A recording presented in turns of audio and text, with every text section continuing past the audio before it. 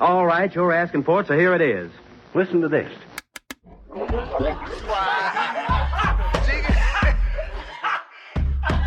want you folks laughing at we partners pod, kid. You understand? We in here drinking, singing, swinging, all that shit, dog. We sweating, getting wet, all that.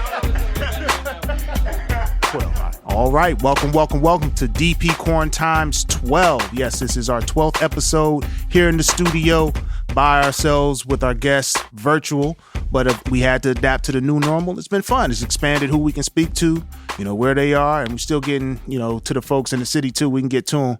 They just across the city on the internet. I'm happy your host and tandem, Ed Bailey. I'm joined, as always, with my co-host, Dave Bracey. Say what up to the people. What's good, you people? We are the Drinking Partners. If you're looking for us, you can find us on epicastnetwork.com/partnerspod. You can find us on iTunes, Stitcher, Libsyn, Google Play. We're Googleable. 202. 202. It's going to be like that. It's going to be like that. Okay. And you can find us on IG, Twitter, and Facebook at PartnersPod. Man, 200 some episodes, man. 300 some episodes, a few lost episodes, a few years, man. We've been asking y'all, and we will continue to ask you, man. Please hop on iTunes, hop on Facebook, rate and review. That's how we know we're doing well. That's how we let others know that we're doing well. And that's how we continue to do well. So please hop on iTunes, hop on Facebook, rate and review. Listen, you love us. You used to see us out in public because we could walk around in these streets unmasked, and you would tell us that you love us. But now at the click of a button, man, we need you to please tell the internet, please tell the world, tell everybody what you love about Drinking Partners. Tell us what you want us to see, who you want to see on the cast, how you want us to level up. Give us some feedback so we can keep bringing you that good content, right? We here for the people. But as always, we talk about reciprocity here, right? So as always, in lieu of rates and reviews, we do still accept shots of Hennessy, all right? Now, it won't be at a bar or anything, but you can send us a shottle in the mail. You send it here to the studio. Buzz, you have it lined up for us. We'll take it on the episode. Well, it sit out for 10 days, maybe 14 days, whatever the CDC tells us to do. You know what I mean? I don't know I don't know the guidelines about that. Hit the sunlight. I don't know if you got to. I don't know what the rules are. Spread down. You know what I mean? I don't know what it is, but throw it in a sealed glass bottle. Some states are open 100%, bro. I don't know what we in now. Yeah, this is crazy. So, I know up in motherfucking up the street from us, it's open container laws. Motherfuckers could just walk around with an open container on the streets. Up in Zilly. Zilly and Opal? Yeah, so there's places in America you could just, so the laws are weird. While also I live in a dry town, so I don't know what the laws are saying. But that shit is whack. But you're still a drinking partner because everybody likes to drink. All right. Yeah. Here we go. So. I don't know, this is episode 202. I think I have to throw a disclaimer on. Yeah, no, as always, we just had Live Oaks on, and we were drinking Live Oaks, and it was live. So we appreciate those folks, and as well as Farm to Table. They are also all about the local business. Yeah. If you want to find the fresh fruits and vegetables from local farmers, you can catch them at farmtotable.com, farmtotablepa.com. Yeah, shout out to always supporting small business, supporting us, man. Very supportive, with the festival and everything. You got a podcast. A shout out to Aaron Hart, man. Support your local, you know what I'm saying? Eat local, eat fresh, eat better. And I guess this episode will be all about locality, right? Like supporting your local individuals, artists, supporting your local artists, you know what I'm saying? Supporting your local everybody, right? Because we have curator, disruptor, and writer, and these are self-titled. So I'm not calling her a disruptor. Nailed it. But I took it in my notes. We got Sam Black in the building. Say what up to the people. Verbally. I was muted. Oh. Hey, sorry. That is a very pandemic thing. I'm about to say we're a year into the pandemic and people still doing that muted intro. All right. Oh man, it was yelling in the background. All right. Yeah, no, thank you so much for coming on. It's been long overdue. Yeah. We appreciate you coming through. And it's nice that we've been able to get back to this through the Zoom and coming out of, I feel like coming out of this pandemic a little stronger than when we went in regards, because you're adaptable now. Yeah, we adapting to the times and whatnot, and being able to continue to put out folks and be safe about it. But for the folks that don't know, tell them a little bit about SYLA and how you how that came to be. So Sila PGH is an organization that I started along with a few others to help the behind the scenes work of, supporting artists. So not necessarily buying their music and things like that. Those pieces are important, but I think a lot of things get lost in translation behind like policy work, funding work, like opportunities with different organizations. So I'm more so of a behind the scenes type of person with supporting local artists, ensuring that there are direct avenues to funding sources, to event spaces, to, marketing resources from like these different organizations. So, yeah. Yeah, I mean, I'd like, so, we, for the folks at home, we collabed, you collabed with Aurochs Brewing for the sangria brew and had the Fitty. Fitty the art show, yeah. Yeah, for me, that was like the coolest shit because that was like right upon entry, like right when as soon as you came in, like right there to the left. Yeah, I mean, like, and that right there is just it's affordable art because I've been to a lot of different before that. I had been to a lot of different places, and I want to support. But sometimes I ain't got like $350 right now. Like, to drop on this, but I got 50. And like, and that, and I guess lowering those barriers to access, and like you said, lowering that barrier between the artist and the consumer was, I don't know, something that I had admired, greatly. Yeah. So I think I've done enough research in Pittsburgh to notice that there are like different types of barriers, right? Like there are economic barriers, there are geographical barriers that nobody really thinks about in Pittsburgh, right? Like there are a lot of people who physically can't get to different spaces. But Fitty came when somebody was just like, hey, I want to. Somebody had DM'd me and they were just like, hey, I want to buy this piece. And I think the artist was like Natik. I don't know if you know Natik. So Natik has a lot of great artwork, right? Like, and his artwork is worth, the type of money that people spend on it. And they were just like, well, I can't afford that. Do you have an alternative? And I was just like, no, he has pieces that are in your range. And then I started to realize that a lot of people don't recognize even artists that are, doing a larger work, a lot of time consuming work. They do have pieces that are, $50 and under. And I DM'd Natik and I was like, you have, like prints and things like that. And he was like, yeah. And so I started to DM other artists and I found like there was a miscommunication where Black people, predominantly, because that's the communities that they move in, were thinking that the artwork wasn't an investment or it was, too much money. And so I kind of wanted to like bring both of those people in the same room and communicate something like, hey, Fitty the art show is for artwork that is under $50, but the artist would bring bigger pieces and they were able to sell those pieces. So because we went to Fresh Fest, all of those artists sold out of the pieces that they brought, right? Like, and everything was under $50. So you had like the $50 pieces, you had the $10 pieces, you had $5 pieces, but they managed to sell all of those. And then Natik was one of the people who sold like $200 pieces as well. So it worked very well, like going to Fresh Fest where, there were different economic levels that attended the festival, they were able to find a piece within their economic range by promoting the $50 ones.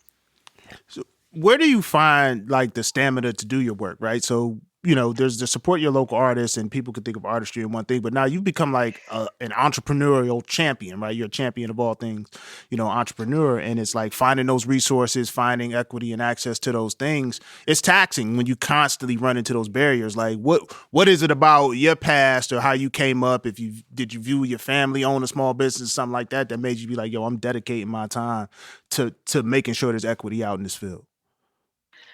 So I think it comes from several different aspects, right? Like, so one, I'm Jamaican, right? Like, I don't know if y'all know other Jamaicans, but we got like I'm six not gonna. jobs. Yeah, Like, we're we not gonna do the always. stereotypes unless you introduce them. Then we gonna jump on. Once you introduce them, they All out right. So I introduced it, right? Like, so almost every Jamaican I know, we always have like multiple hustles, right? Like, it's like a culture thing, right? Like, that's bred out of poverty.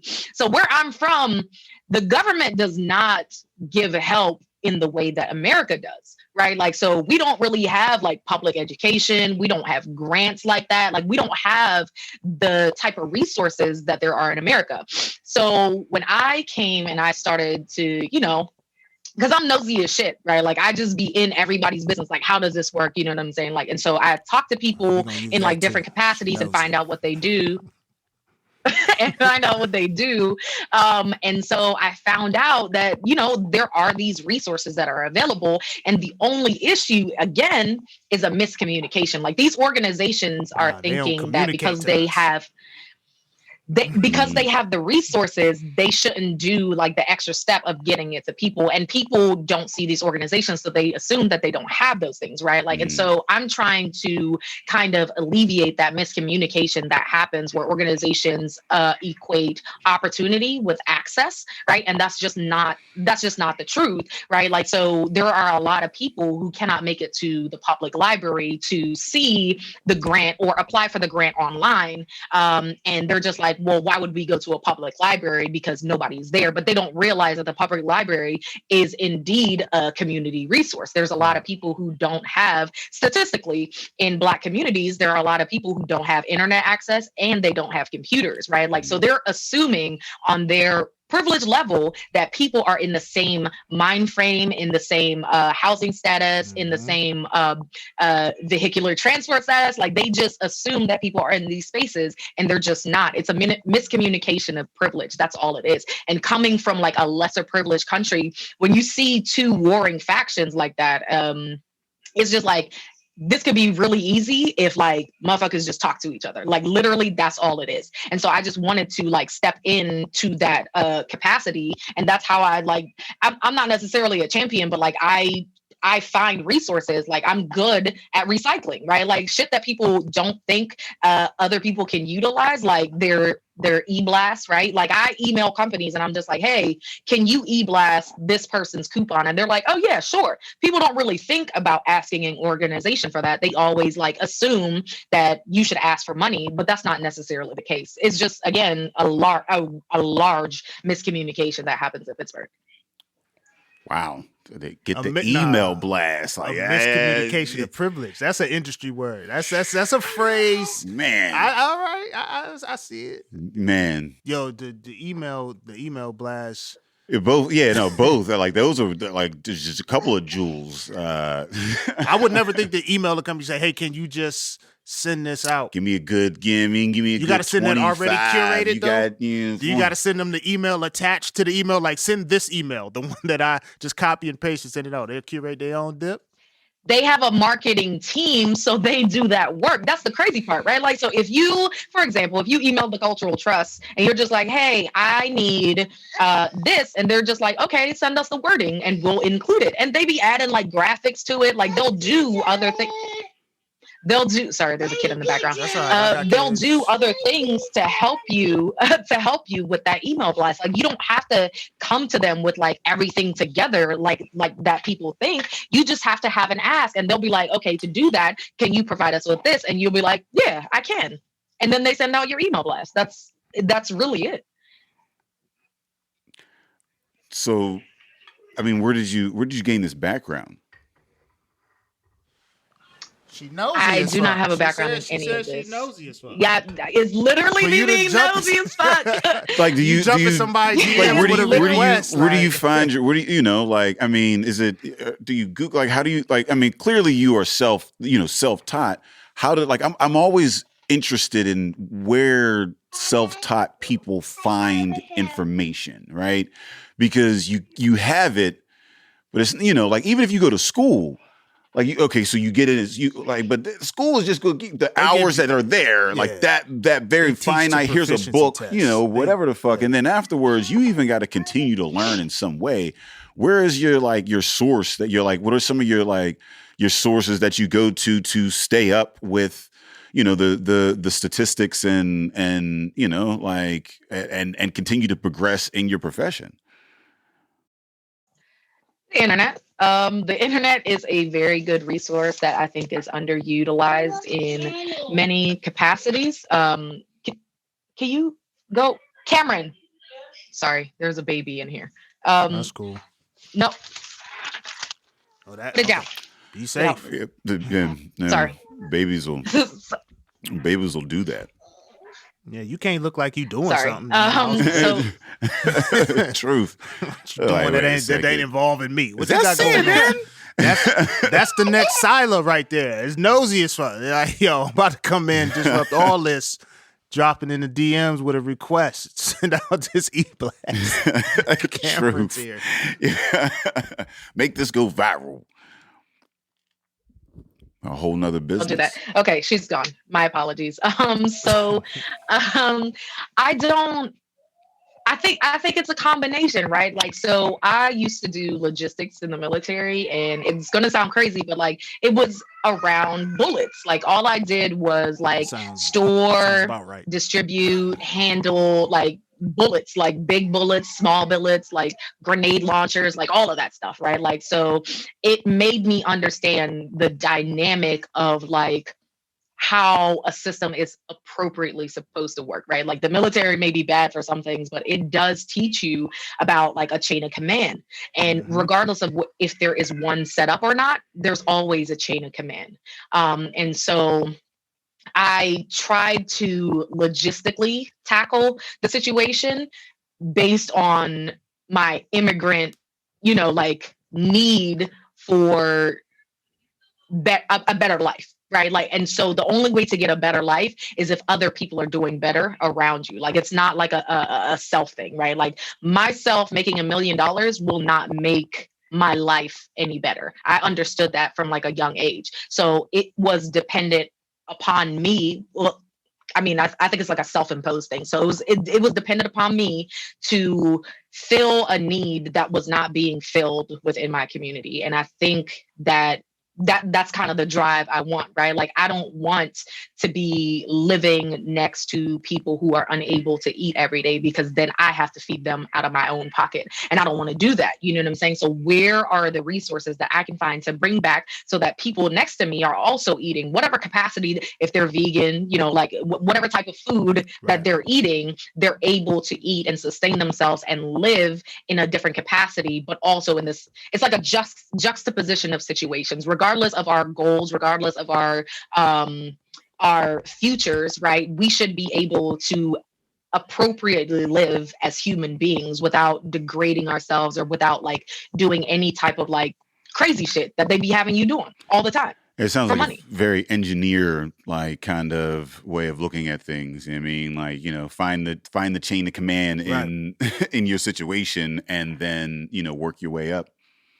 Yeah, no, I mean everything. And that's why I said disruptor. Yeah, because miscommunication of privilege was not a disruptor phrase. that was a friendly phrase. But that experience in the military and all. So how difficult though is it too? So now you have this idea, right? You have this experience in the military. You see chain of command. You see systems in a different way. Right now, you're working with other individuals who don't necessarily see that. One, it could just be ignorance of the existence of such. They just kind of feeling like, man, we kind of left out in the cold. Like, how do you educate folks to what's going on outside of just saying, hey, this is available. This is available. How do you, apprise them of this is how you go about looking for things. This is how you move. Because it's one thing to have, availability of resource and whatnot, but this how you move in them rooms. Like, how much of that falls on you? So I try to not verbally teach people. I try to more so show them like how it's done, right? Like, so for the organizations, right? Like, I don't take on their work for myself. I point them in the direction and just like, hey, if you need my help beyond that, I'll definitely help you. But like, you should reach out to the Carnegie Library and set it up and, you know, point your resources in this direction. It's more so like a head turn type of thing, right? Like, you're focused this way, I need you to turn that way, right? And just look at like what people are doing. I've realized that you accurately cannot speak everybody's language, and you know, just because like you're well versed, like I'm well versed in a lot of things, right? Like I know how to speak to corporate America. I know how to speak to we're allowed to cuss right here, right? No, we just drink. Yeah. So I know how to speak to corporate America, right? Like that's what makes it attractive. Like no, I forgot. My bad. No, you can curse. It's okay. Yeah, you we can say motherfuckers. Like it sounded like a motherfuckers was coming. Like nobody asked. I was gonna say okay. It doesn't matter. But like I know how to speak to corporate America, right? Like they always pick like the Negro that knows how to like appropriately articulate their point and shit like that, right? Like black. so, like you're light skinned, so you're actually like you have definitely. that. Like you can come in and people be I'm like, a safe black. I realized that. Exactly. Yeah. Like it's easier to get in. Did I just get colorized? So I just be using that shit. I'm the darkest motherfucker on here. I feel like you 100%. They'll come over to us and be like, "Hey, what's good with you?" Oh, I'm about to go get in my bag the rest of this episode. So please tell me about, because I could go on my Don Lemon urgently. When you're an approachable black, when you're an approachable black, you got to use that shit to like get hood niggas in the room, and that's what I do, right? Like because I hang out like the place that I come from, right? Like we do some ghetto shit, right? Like the country that I am from, like we do that shit. Like we put up guns when we like sing and shit. Like you know, like we be out here. You know what I'm saying? So it's just like a translation is necessary, and I feel like people who are safe in both of those spaces should be the communicators. Like that's just how I feel. And because I recognize the fact that white people feel safe to like talk to me or like give me money and do all of this shit, I'm just like, all right, everybody can use me.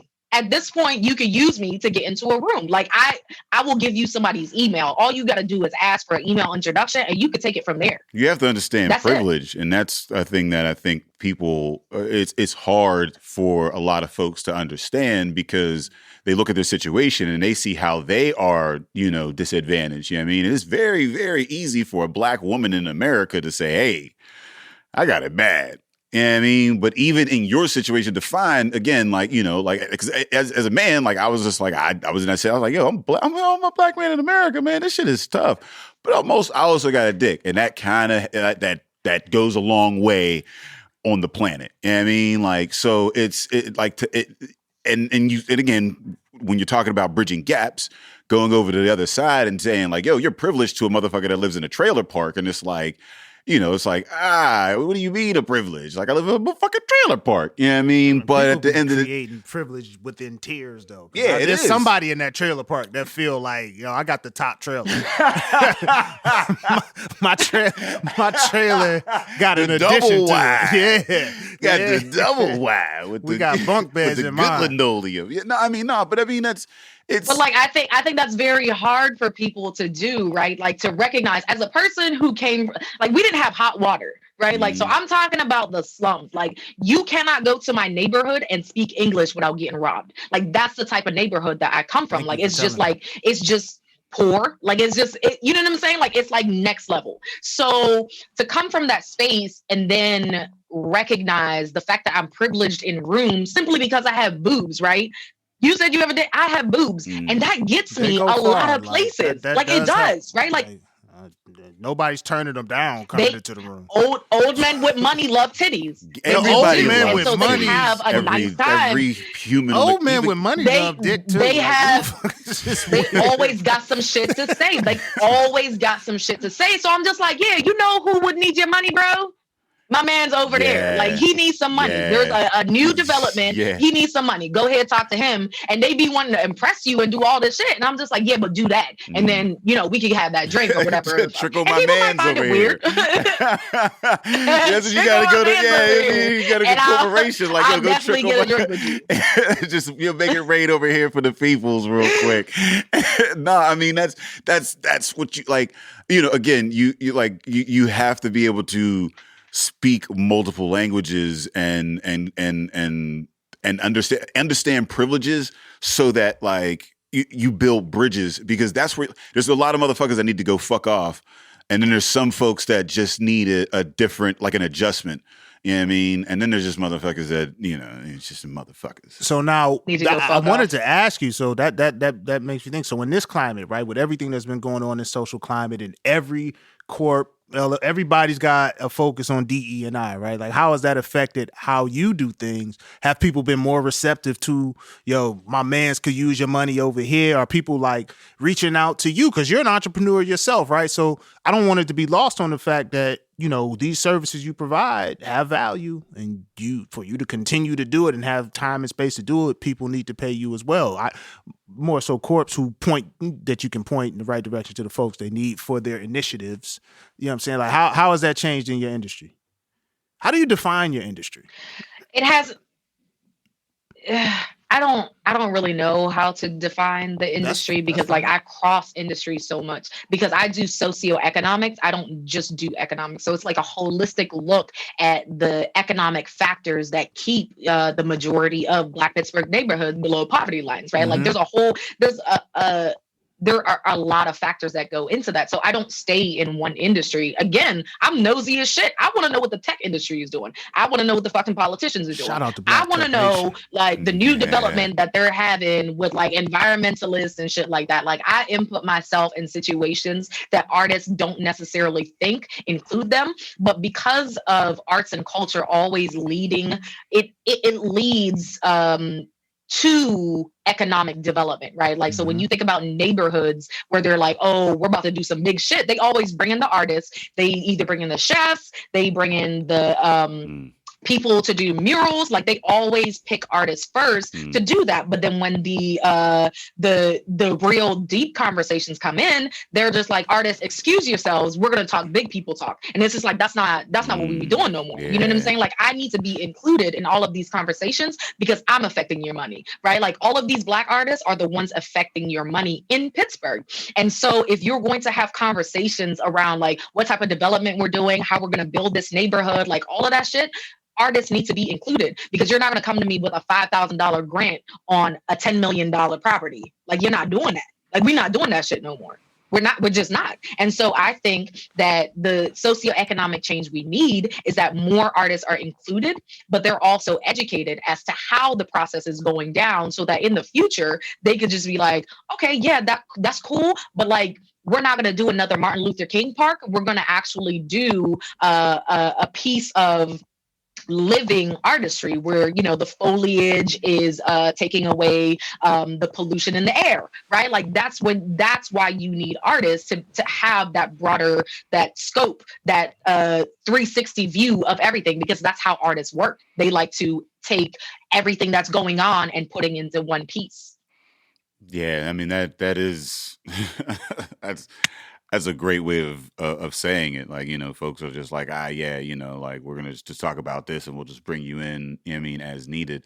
But it does affect every industry. Like, nothing gets by without artists. I mean, logos, just in and of itself.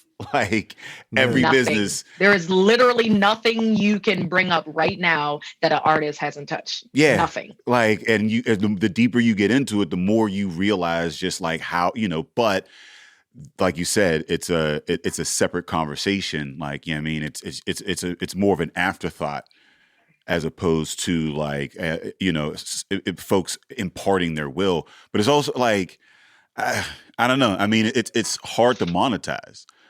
Right. And I mean, like, you know, how do you do that it's hard to, I think it's hard to value to certain extents, but to monetize, like you just gotta pay me for the work I did. Like I did some work, I provided something. There's so much. How do you create the value? So I think that's another miscommunication. Well, I think that's so much, also another miscommunication, right? Well, there's so much free work given, and that is out there, and like, you know, the exposure and this, that, and the other, or whatever. And like, don't get me wrong, it's not usually very good if you're not paying for it, but you do have like this devaluing of artistry. Like, how do you, you know, like find your value? And I guess that's an ever evolving conversation. I mean, like, you know, in small business in general, but like, you know, like, why is it artistry? You know, even like in this pandemic, you see it, right? Like, it's the first to leave, it's the last to come back, it's the hardest hit. And like, you know, in surveys, they're like, you know, it's on the top of like the most like unnecessary, you know, like industries. Well, I don't know if you could say that and say what we said before, where you can't do anything without art, right? So like it being the first to leave, I think the live performative sort of things may have left, but that's where the discretionary income comes in and the actual allowance to gather, right? But those artists niggas is still making commercials and labels and all types of shit. They're artists doing that shit. Like, you just, you know, you got to adapt. We talk about adaptability. You got to adapt. And you got to find you a Sam, I guess she can help you do that. She'll put you in them rooms. Well, wait, but listen, that's one of the things. So, you know, there are certain things that only poor people do, and there's certain things that rich people do, right? Like, devaluing art is a thing that poor people do. Rich people value art, right? Like, so whenever you see a really good artist, they hang out with rich people for a reason, right? Like, so whenever you boost up that artist and you purchase a piece of art from them, right? Next year you get that shit evaluated, and that shit went up $500,000, right? Because that rich person recognized the value. Appraised? Yeah, appraised. So when you get it appraised, right? Your shit goes up $500,000, all because you boosted this artist up, right? Like, this artist's work could be titty, it could be butt, it could be the worst shit that you've ever seen. Could it be, but though? Because so many people are talking about it, that man posted a banana on a wall, and you know how much money that. But what did it say to the person who bought it? What did it say? What have you had? It's literally an appraisal. He knew that he could get more money for that shit next year if he boosted this artist up. If this artist got enough traction this year, they got money next year, right? If that artist tried to sell that shit on the wall, in like East Liberty on the street, if they went to East Liberty on the street, they would not get $50 for that, right? Because the important part is that rich people gave a fuck about what he was doing. So whenever they give a fuck about it, they're just like, yeah, I need my money back though. So whenever they put into that artist and they get it appraised next year, they're just like, yeah, I made $500,000 just talking about this nigga. That's it. Like that's how.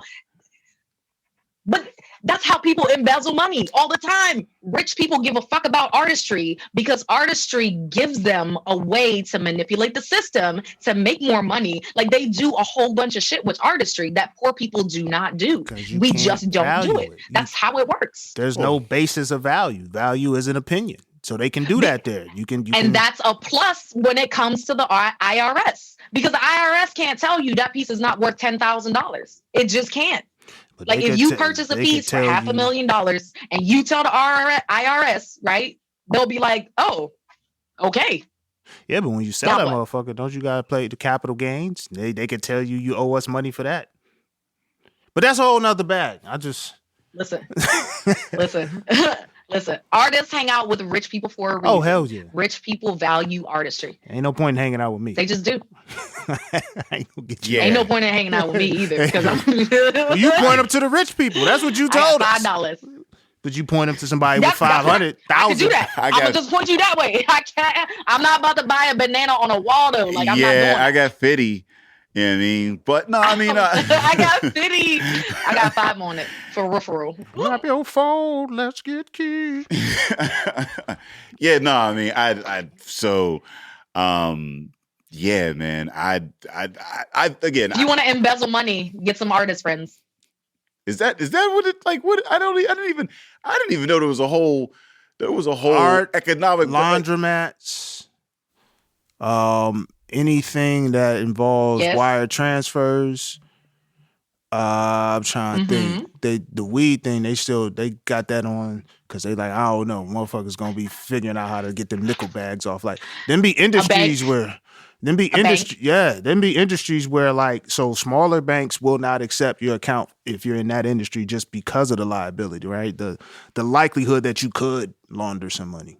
All they do, here's the thing that I learned about money. Motherfuckers launder it and they create value out of nothing. And that's what this whole economy is built off of. And it's bullshit because people who make tangible shit and people who are really good at creating these experiences oftentimes are not savvy enough to know their value and get their money out this shit, right? Because if you walk into Disney World, you play Mickey Mouse, and you the most valuable motherfucker in that whole park. Nigga, I am Mickey Mouse. I'm the motherfucker they came to see.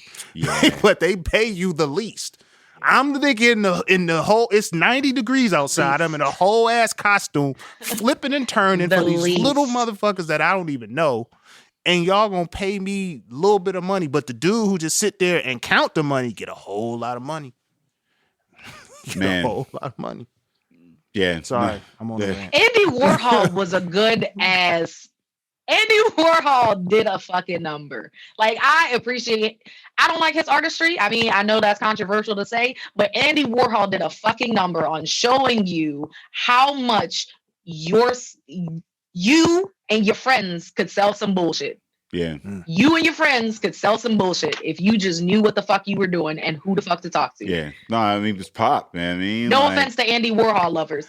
No, I think that Andy Warhol was aware, right? Isn't that why Andy Warhol is Andy Warhol? Because he was fucking people over and saying, "Look at this." Like, I mean, if that's my interpretation of Andy Warhol was that it was pop art, and he was like, "Look, this is pop," and I'm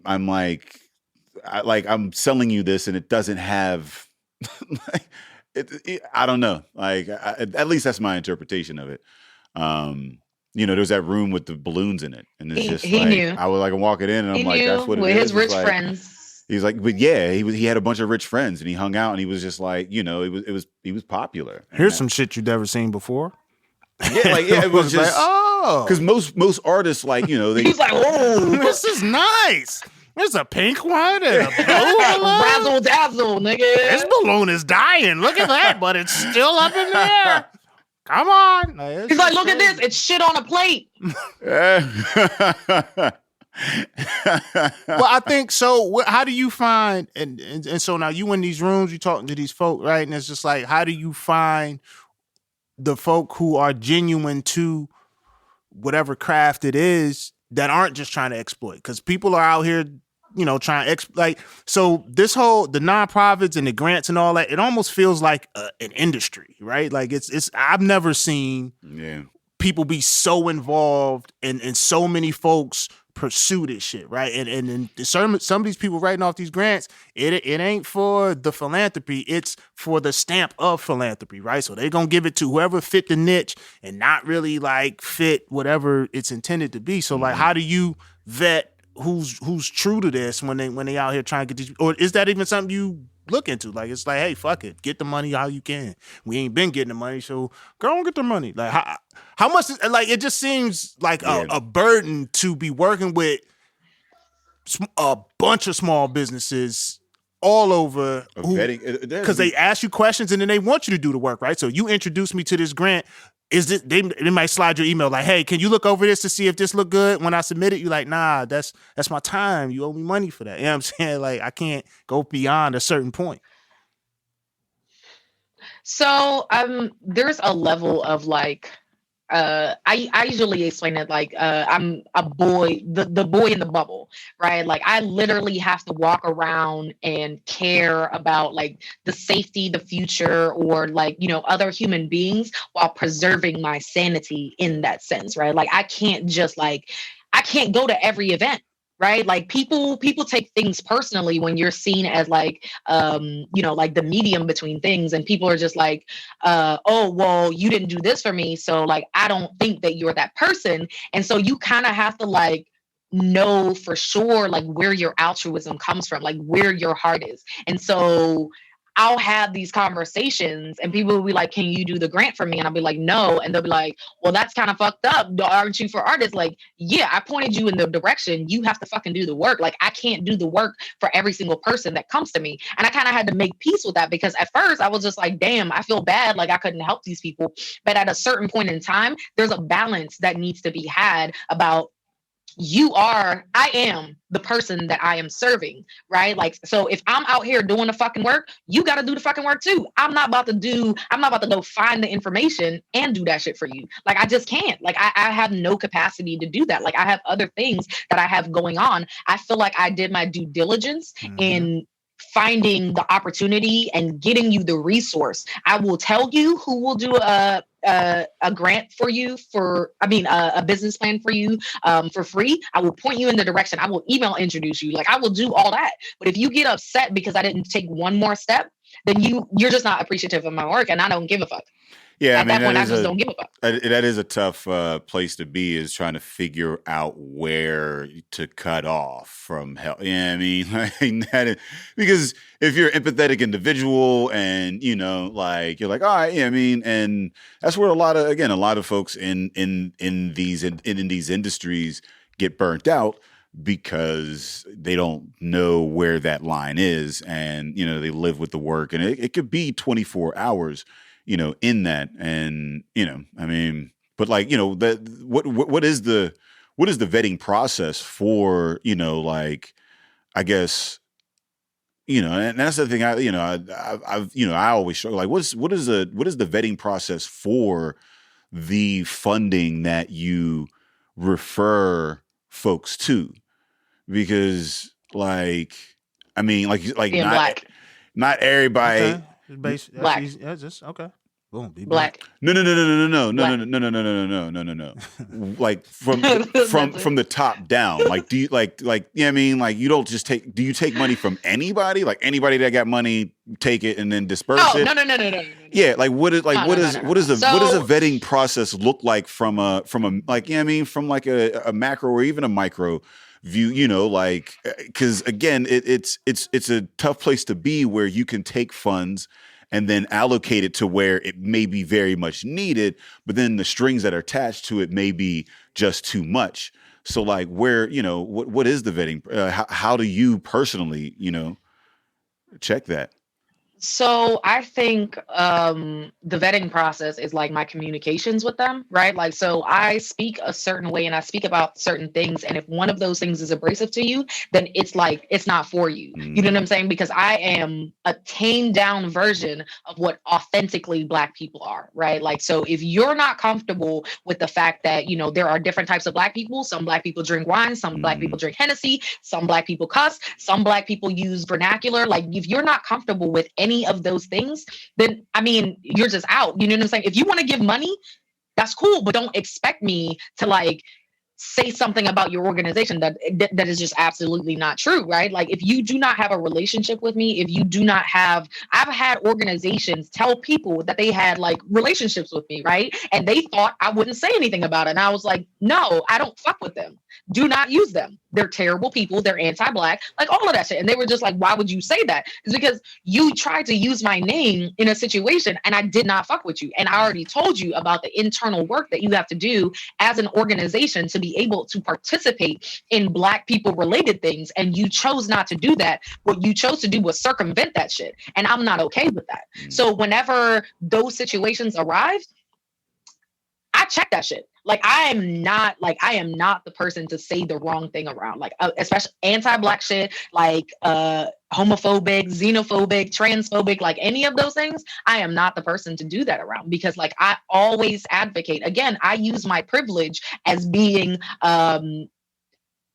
who I am, right? Like, there was a long list that I was going to go through, but it wasn't important. But I use my privilege of being in this space to ensure that you yourself are not degrading somebody simply because I'm not that person. You cannot say something transphobic about me. Even though I am not a trans person, you cannot say transphobic things about trans people around me, because if those people if I am authentically trying to serve those people, I do not allow people to disrespect. I do not allow them to degrade. I do not allow them to put those people in a different category simply because they are something other than what we are, what me and the organization is. But see, that speaks to what I was asking as far as like how does the social climate now affect your industry, in the sense that, all right, so you can be outspoken about these things, and maybe it's received in a different light now than it was before, because these are institutions that you're dealing with largely, right? With the resources. These are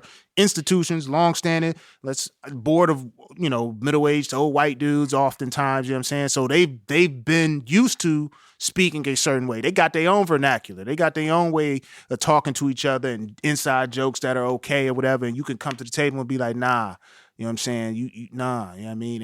And not be apologetic about it, right? And people mischaracterize strength as being overbearing or being hard to work with oftentimes. I think it's more so an asshole-ish thing, right? Like, so I don't come out and be like, hey, that's kind of transphobic, right? Like, I just ask counter questions like, how did you come to that, how did you come to that perspective? Like, I've had one situation in which I use this as an example all the time. Like this, I was on the board and they were making a joke about like uneducated people, right? People that didn't go to college. And so he was just like, yeah, I just don't think that people without degrees should blah, blah, blah, blah, blah. And I was just like, oh, why is that? And he was just like, yeah, I don't think anybody who is, who did not go through the trials of like, going through Greek organizations, going to college at like, going to class at like 8 a.m. or some shit like that, right? And I was just like, oh, okay. So I asked him, I was just like, yeah, like what college did you go to? Like he said some stupid ass Ivy high League school did you go to? School or whatever the fuck. And then he was like, which college, like, where did you get your degree from? And I was like, I don't have a degree. And he was just like, you don't have a degree at all. And I was like, no, but look at us here on the same board with an uneducated person. I don't have a degree. You don't have a degree at all? Like, not like a little degree? Like, what is I'm telling you, in these spaces, they're completely like self-absorbed. Like they're just not here, man. Like it. it's weird. Like they have no type of like the trials of 8 a.m. classes. Like high school ain't at 8:15. Yeah, I'm sorry I didn't drink a keg upside down. Going through Greek organizations. You need that 2 weeks y'all get drunk. Yeah, I think that's a testament also to like, again, like, and I would have imagine, I don't like the stereotype, but I'd probably imagine I could understand the color of the guy that was making these comments or whatever. But it's wild how like, it's always a support the troops, and a lot of these the money, social services and a lot of these nonprofits and things of that nature. And again, non-college educated but highly qualified individuals come from, they're military trained, and then to make statements like that. I'm sure that guy stands for the anthem, though. I mean, it's and as well, like, and he didn't even know he talking to a vet. It's kind of he did not. So I like those are so when people think that you're a certain way, they feel comfortable with like showing their true selves to people who are not like you, who they think that you aren't. And so it's a very odd situation to like be in. But like, I think I'm comfortable now that I'm just like, yeah, that's weird as hell. You're a weird ass dude. That was stupid. Like, what the fuck are you talking about? So like, people never like expect that type of rebuttal because they expect me to be somebody else, not knowing that I be a chicken and ass.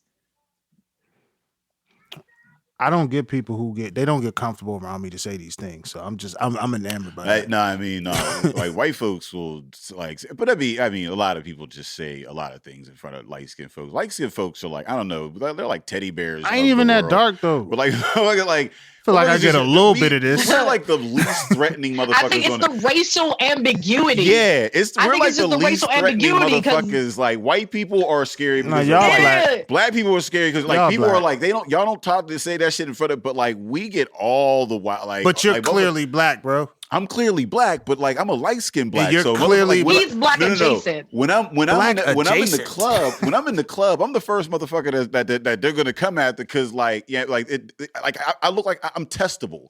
Right? Yeah, I mean, like, oh, he ain't gonna do nothing. Like, he light skinned. I think that's what it is. You do look a little testable. He probably has like a pocket knife. Yeah, he has, but you know, and it's just like it's the same thing with white folks. White folks, you see light skinned motherfuckers, they be like, oh, look at you, you're almost like us, right? Like, yeah, I mean, like, that's crazy. Shit. And it's like black adjacent. That shit is crazy. What the fuck are you talking about? Yeah, I mean, it's wild the shit that people. The fuck are you talking about? that is crazy. It's wild what the fuck motherfuckers will say because they feel comfortable because like I'm not a couple of shades darker, man. Like they won't say that in front of like most of my family. You know what I mean? Like it's. I mean, maybe if I was like y'all get the NBA inside stuff. Y'all get all if I was like a linebacker. Right? Yeah, I mean, if I was like AD. Well, if he was big as fuck, yeah. I mean, I'm not, like, but other than that, no, I'm not. So I think, yeah. So we gotta send y'all to infiltrate rooms. Gotta send y'all to infiltrate rooms and shit. I mean, that's really what it. I mean, that's what it is. I mean, you gotta like. Well, any privilege, right? As men, we need to infiltrate rooms and say, hey, these aren't the way, I mean, as straight folks, as natural born citizens, as, I mean, again, it's just recognizing the privilege. And once you recognize that privilege, then you start to make those connections with other folks. And I think that, I mean, there's some folks that are reachable that you'd be like, did you say that because, I mean, like of ignorance or just hate? Like, that's a different thing. I mean, and like, I understand the causes of it, but my ability to work with that is limited. So, I mean, like I can, if we're talking about outreach, it has to go to both sides. And like, there's a very short leash on this side. It's just like, I mean, like you, this motherfucker, like the comments, like the comment section. I'm not there for the trolls, like the motherfuckers that just, So let me ask, as an entrepreneur, I stopped arguing on the internet too. But I will say maybe this is where my color comes to my advantage. I enjoy comment sections. I know not to say nothing in them though. Like I can't enter with my. I read them. If there's 500 comments on a post, I'm reading that shit. Oh, I read anything I watch. I gotta see the comments. I actually have this game where I think of a comment and try to find how far down in the comments it's introduced. like if I see something random in a video, I'm like, who's gonna be the first to say something about this? And like, I'll be like, damn, yo, if it's the third comment or above, I'm like, hell yeah, all right, I'm tapped in. But like, if it's way deep, I'm like, ooh, I might be in a dark space. Yeah, no, I mean, I feel like they get them from like some sort of like weird message board or some shit like that. Like, answer a black question. Well, yeah, I'm not talking about the crazy comments. I'm just saying like if I do like some of the crazy shits. It'd be funny sometimes. It'd be wild racist. But no, man. So listen, man. Like, so here's the thing, man. I ain't even gonna lie. Some shit be funny, right? Shit be funny. Some racist shit be funny, and like I'd be like, that's racist as fuck. But like, there was some effort to it. Yeah, I mean, like, there's like we had the Steve Harvey conversation before, where it was like, listen, man, that's a well thought out joke, even though it was aimed at hatred, right? Like aimed in the wrong direction. Then you just got lazy shit, like and then you're like, we're dealing with the. So how do you in this space? I'm interested. So you work with small business, you connecting, your presence, right, is basically what keeps you going. Like you're present in all rooms, all spaces, all people, right? So how do you wind down and take a break? Like how do you just take a step back in the city because you can't go nowhere because everybody know you. You didn't help them with this, you help them with that, or the places you like to go. Like you have this other aspect of your relationship. Like how do you be like, all right, I'm not in that space right now, so leave me alone.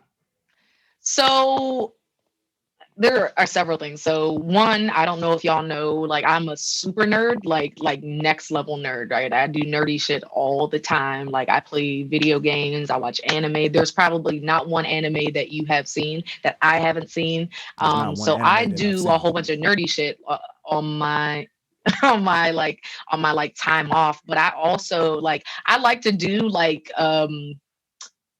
recon necessarily. So like I find out like all the places that are like things that are happening in Pittsburgh. Like I like to find out that shit. Like if it's artsy, if it's like cool, new, like all of those things, like I go to new restaurants, like I try new like foods and shit like that. Like I go to arcades, like I just find out the things that other people are coming here for that the locals don't really necessarily know about. Like so like going to the Mattress Factory, going to Randyland, like going to all of those places that people don't necessarily like think about.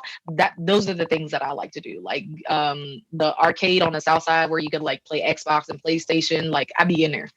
Like I be going there. Or like I stay at home, I download new games. I tell people to add me on PlayStation Network. Like I play my Nintendo Switch. I just be doing nerdy shit. What has been your favorite pandemic activity?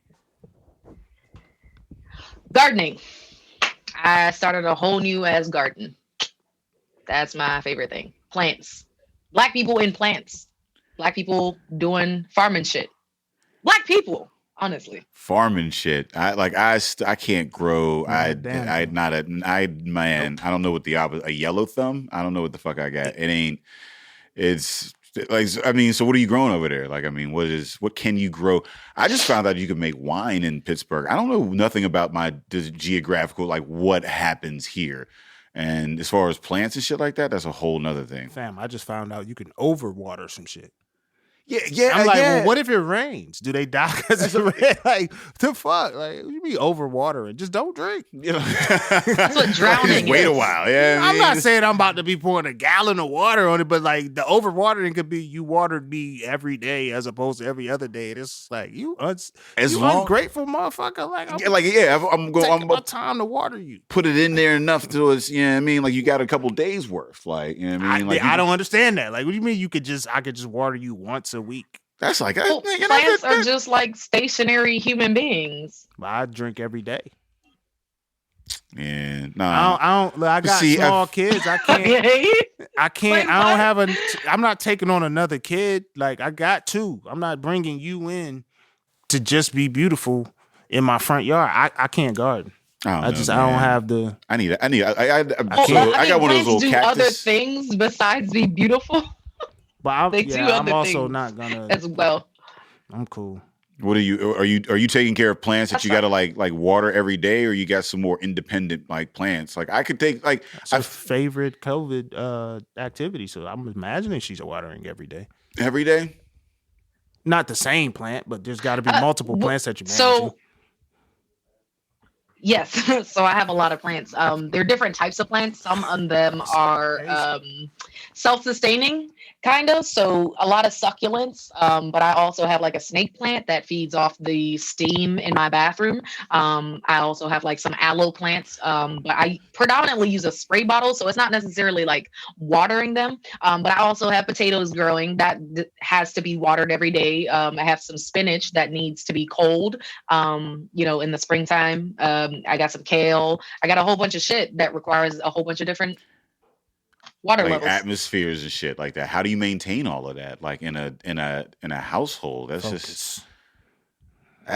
just put them in the room that appropriately represents like the place that they would survive in. Like the snake plant stays in a bathroom because the snake plant doesn't need a lot of sunlight, but it does need a lot of moisture, not necessarily water. The aloe vera stays in the living room where there's not necessarily a whole bunch of light, but it's also not very wet because aloe vera likes dry soil. The spinach and the kale are outside because the last frost hasn't happened yet. So whenever it does happen, they're going to be crispier vegetables. The last frost. And the potatoes are in a bucket. The last time you heard of the last frost? Shit. The last frost. Never heard of the last frost. So never heard that. That's what it's called in the Farmer's Almanac. It's called like the last frost. Farmer's Almanac. That last bit of snow happened. I definitely have a Farmer's Almanac.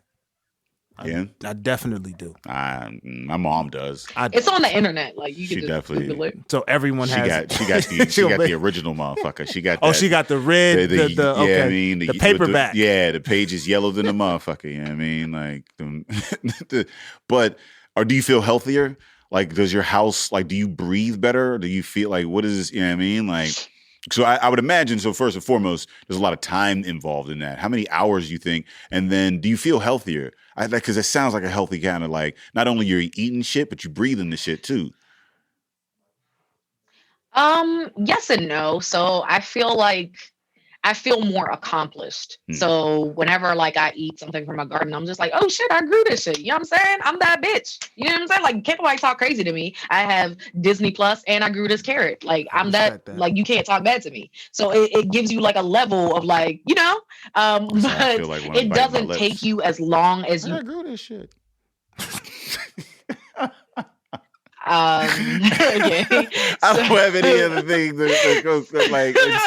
I don't grow anything else. That was very light skinned of you. That was I've a never very had light-skinned that thing feeling. to say in this moment. Like, I grew this shit, and now you're eating it. Like, yeah, that was wild as fuck. I understood the space he was in, though. It's Like, a you spray just bottle. flexed I on take us. a spray bottle and I walk around and I spray who needs to be sprayed. You know, like that's it. Like you don't have to like do much. Sometimes you could talk to them because like you know plants grow whenever you talk to them. I don't know is that real? Is that like Um, I'm actually playing this fucking video game where you got to talk to these fucking plants, and it's a weird ass video part of game. the game? As a part of the game, you got to talk to these fucking plants, and now you're talking about it, and now I'm not even sure if I'm even in the video game or not. So, right like, now. CO2. Like that's how Video fucked up game- it is. Wait, it does the CO2? video game simulate the What's conversation? that So the thing that video comes out game of is your called Control, and the shit is like so it's a simulation of life, and I'm not sure if I'm playing it right now, but you definitely have to talk to the plants in that motherfucker. And I didn't know that was. I thought that was just like a weird thing, and now you're talking about talking to plants, and I'm like, oh shit, like this is kind of trippy.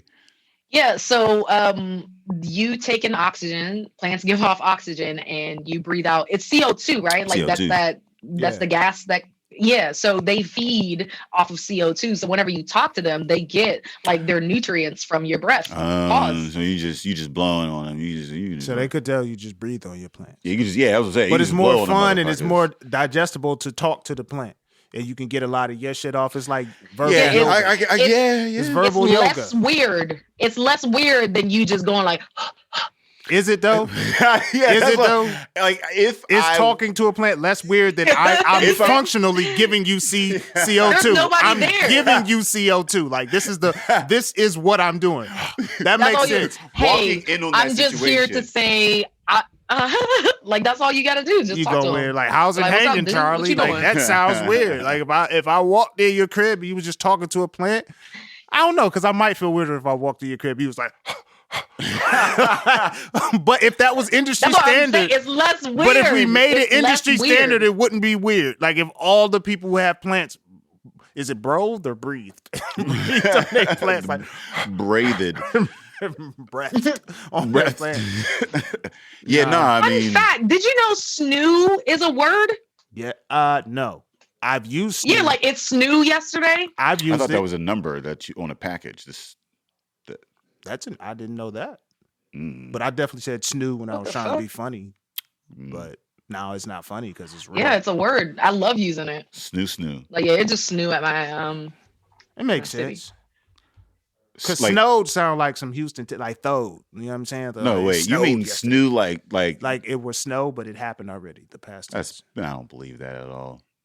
I don't believe She any might of be that. fucking with us, and Yeah, it's not she's true, fucking but with I've been us. using She's it. fucking- That's just I've don't used believe it. any of that. What?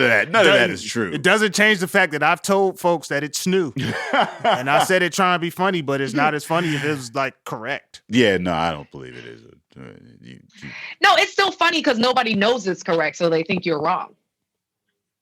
Yeah. Am I in the video game right now? No, I still want to know what type of video game. Yes. you're playing. I don't. Yes, you are. I got it free. I downloaded it for free, and that's the fucked up part. I feel like it was I want to know what about it enticed you though. Like, what did you see in the game ad that you were just like, you know what? Yes. It was one of those It was one of those like third person, kind of like shooter type things, and like you can Were like. you talking to plants? Why are you Whoa! shooting folks? Again, when I saw it, it looked like a transition very is crazy. like a very like adventurous kind of a Yeah, game. this is wild as fuck. And then I got to playing it, and then I couldn't know. I stopped kind of the bleed between the game and reality started to get a little weird after a lot of weed in hours. And yeah, man, I thought I beat the game, but then I didn't. But then I thought I beat the game. Grow. The Then I plant didn't. understand. Then I was talking to fucking plants. Do you ever get shot at while talking to the plants? Yes. That would be a weird situation. You get shot at while talking to the fucking... Like, you see what I'm saying? That's a crazy I didn't So see you're that. running around dodging bullets while also talking to this succulent. Dodging bullets you got while a talking to succulent jump in the plants. fence. I'm trying to Okay. and because they need to grow, and I got to talk to them while the motherfucker's trying to shoot me, and I'm on a podcast talking about that shit. No, there was a children's movie I just saw. He had like a little plant that stayed in his pocket, and he fought shit, and then the plant came out and helped him. Maybe that's what this is. Now I'm in a weird fucking space. I don't know, man. Do people shoot at you while you're trying to talk to your plants? I've never talked to a plant. No, they don't. I live in a good neighborhood. Well, she was the bullet plug, so she got some big shit at the crib too. She got crazy bullets. Damn. So before we get out of here, what is your favorite potato? Damn it. You were speaking about potatoes, and I was very interested in that. The one she grows. I like favorite potato to grow or eat? Favorite form of potato. Oh, favorite form of potato. Okay. Fries. What kind? What kind of? Waffle fries. Okay, you like to scoop things. What do you eat with your waffle fries? Like, you just eat them straight raw? I'm sorry. Do you scoop things with your waffle fries? Yes. Mhm. You Yeah, that's scoop what a they're condiment, for. That's the whole cheese, point or of a waffle they're fry. broad. They're scoopable. That's what all the You eat them the whole- straight waffle. What? What do you? There's why nothing are on your waffle why are you fry giving that face? but salt? You know we can see you. Why would you Yeah, say you what- guys are weird. You don't dip your I waffle don't know if you can fries? see me actually. You don't. Well, I mean, I don't scoop. Like I just put like a little bit of honey mustard on it, and that's it. You wait. You put things on them and not them into things.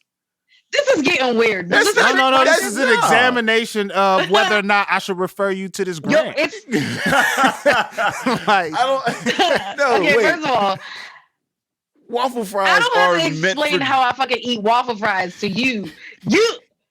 You bite your lip. I don't have to talk. You don't have to talk to me. what like about that. It's me? crazy. I didn't bite my lip, so now explain it to me. Since you answered the question, You can't grow anything. So don't talk to me about the potatoes. I eat, have okay. I grow chosen these motherfuckers. not to These grow are, things. These are mine. I can't. First of all, I put a patch of grass in my yard. I grew that shit. I had to go and get the little tilling thing and put the seeds down and until. So you put one square of No, grass? I took out a bunch of bushes because I put in an AC unit, so I had to replace Now, those see, now with you're grass. saying we, so I think somebody else did it. What? Somebody else put in the AC unit. I ain't there, but I put the grass in that motherfucker. I definitely came out of the one time. Grew and there that. I don't know there how were- y'all are judging me about waffle Not fries. judging you. because I just don't understand why you waffle- would pour wa- something on a waffle. Yeah, on fry. a waffle, It's a it's- big spoon. That's exactly what it is. It's a scoop. It's a handleless spoon. Do other people think this way, or is this just a drinking Buzzy. partner? No, that's Do you put that's- stuff on your waffle fries or do you scoop it? We Everybody's got doing two the same scoops. We got scooping. two That's scoops. everybody scoops. Have you ever seen anybody Disclaimer. Scooping what? What are we Disclaimer: scooping? they're white. A dip I will say that they're of white. your- I of feel your- like I need of to your disclose choice. that to you. You dip So them. when Just you say go they're to scoop. Chick-fil-A and you They are- get your fries, Yeah, they are white. you're like But it's scooping 2 for shit. 2, You're though. actively scooping shit And we with are Chick-fil-A men, fries. so maybe it's I mean, we need to get another woman on, and maybe get So a we got a perspective. new So maybe headline: Black yeah. women don't scoop with waffle fries. Yeah, I don't believe that normal people are doing this. Like you're putting shit on. You're just like doing You this gotta- with the you're- waffle, like a you're- fucking you're- Pringle. You get a cheese cup and you. It's like Bang. those scoops. You know You how get a cheese cup from Chick-fil-A. That's what y'all doing at Chick-fil-A. You get a cheese cup. Chick-fil-A gives you sauces. You see, lying. They give you sauces, and the But sauces like you aren't just dip pourable. it gently. Like you No, you scoop it. It's a big ass fry. That's how you're supposed to get all this you good shit shouldn't in scoop. there. I don't like that. It's evenly- That's it's an American evenly thing. I think that's distributed. an American thing. Y'all don't know It's an how to American- like How many do bites to things get through a in waffle fry? moderation. Moderation. Are you eating the whole Moderation. fry, or are you breaking the fry down with several bites? I take a bite. No, I'm the So whole what- fry.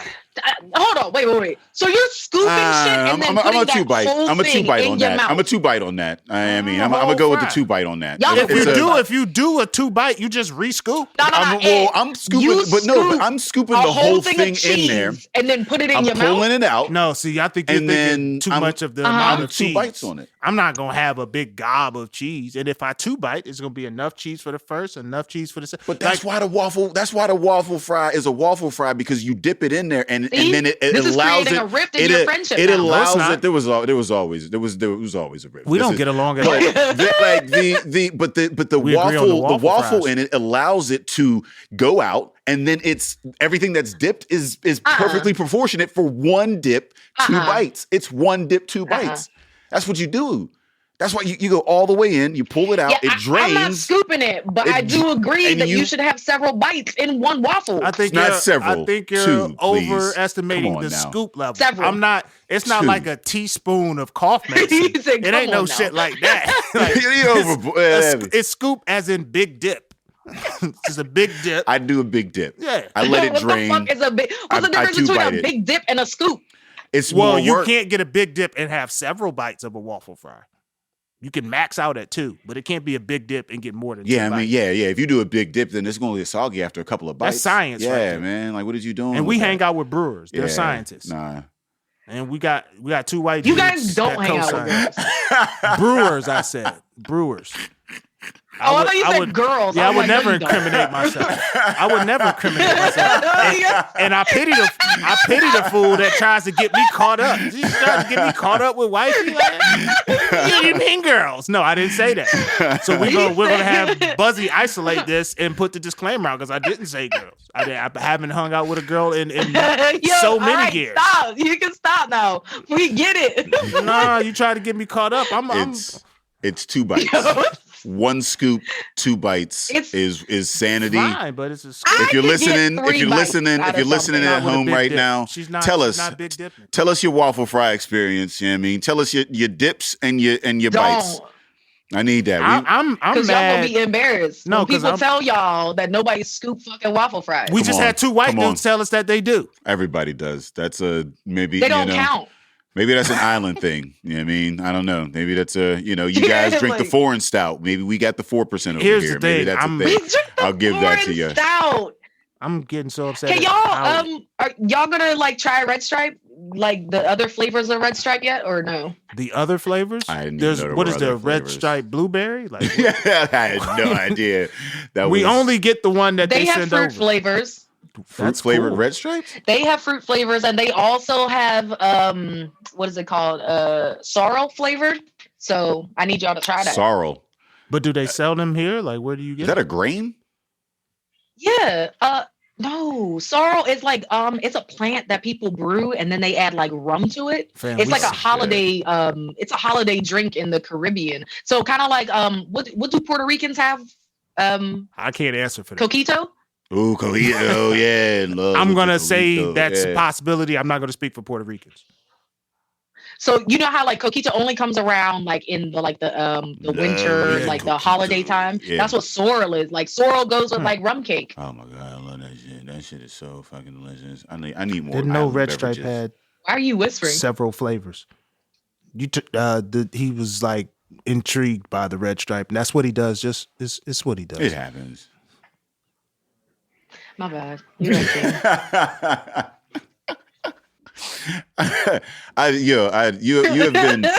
You've been one of our favorite post-pandemic guests, because this is like the Eric Andre show, and I mean I love Eric Andre. I do love Eric Andre. Y'all be with some crazy. That shit was. I didn't understand that show, and I don't want to get into a whole thing, but you don't have to. You do for it to be funny to me. I gotta get it. I ain't get it. No, I like Hannibal though. I do like Hannibal. I love Hannibal. I love Eric. I'm not. Tyler the Creator show was really funny on Cartoon Network as well. It was. I could see y'all liking Tyler the Creator if you like the Eric Andre show. Yeah. I'm a big Tyler fan. He was on there. I'm not a huge. All right, so fuck was up. Oh, you have to tell the people where they can find you. I mean, like on the internet where they can talk business, not where they can find you. So you can follow Greenwood Week. You can follow Greenwood Week on the Black Business Conference on Facebook, Instagram, and LinkedIn. LinkedIn, because we're professional. Man, it is Greenwood mad Week. professional at fucking LinkedIn, man. Like all the folks, I am terrible at that shit. Like it is every once in a while. I can't even tell a joke on there. They be looking at it weird as fuck. Yeah, it is. It's not for that. It's not here. It's for you to connect folks with not resources and let people know who you are. Hey guy, not here. But that's what I am. I'm funny as fuck. Like I wanted to tell a joke. Nobody was fucking with it at all. It was a good ass joke too. Nobody was fucking with it. Is it set up punchline? Tell the joke. I don't want to. She not confident. She not confident in the joke. If you can put it on LinkedIn, you can put it on a comedy podcast. It's so corny. But you put it on LinkedIn, you can funny. put it here. That's smart. That's all right. She gonna tell us. So why does Snoop Dogg need an umbrella? Because it's Snoop. Faux drizzle. Awesome. Instagram handle after that. At Sam Black. You gotta put that on a meme. Meme it and put it in your story. Meme it and put it in your story. Oh my God, that's so funny. You'll get several likes. No, you're gonna use it. You know what's crazy? You're making fun of me right now, but you're gonna use it. You're gonna use it. Yeah, that's only something a licensed person can get off. I can't bring the Fort Drizzle to the meeting. Yeah, it definitely was a thing that happened. It's faux drizzle. Faux drizzle. You fucking it up already. I can't bring the faux drizzle. I can't do anything slightly urban because I'm dark skinned. That is a Aww. Yeah. That is a strike. That's so sad. It is a strike. Yeah, I can't be me and faux drizzle. Like they're gonna be looking at me like fair. I don't even cut my hair anymore. I let my hair grow out. So you tell me I'm coming in with the natural curls and the faux drizzle? Oh no, they be like, yeah. And the beard. The beard is also like Ed, you've changed. You've changed, sir. I don't like this new Ed. Y'all can have that. They let the people know. I am tight. They let the people know where they can find it. Oh man. For drizzle. You got to put that shit up in your story. You gonna use it? See, I'm not gonna use it. I'm gonna use I'm not using it to laugh. I'm not putting that. I want to click on Instagram. I do enough corny shit. Like I already do enough like nerdy corny shit. Like I don't need that. They snickered at the. You gotta tell us. Your scoops and your bites on your waffle fries. # faux drizzle. Faux drizzle. Tell us # faux drizzle at epicastnetwork.com/partnerspod. You can find us on iTunes, Stitcher, Libsyn, Google Play, and Spotify under Drinking Partners. You can find us on IG, Twitter, and Facebook at PartnersPod. Listen, we want to thank our guest Sam Black for coming through.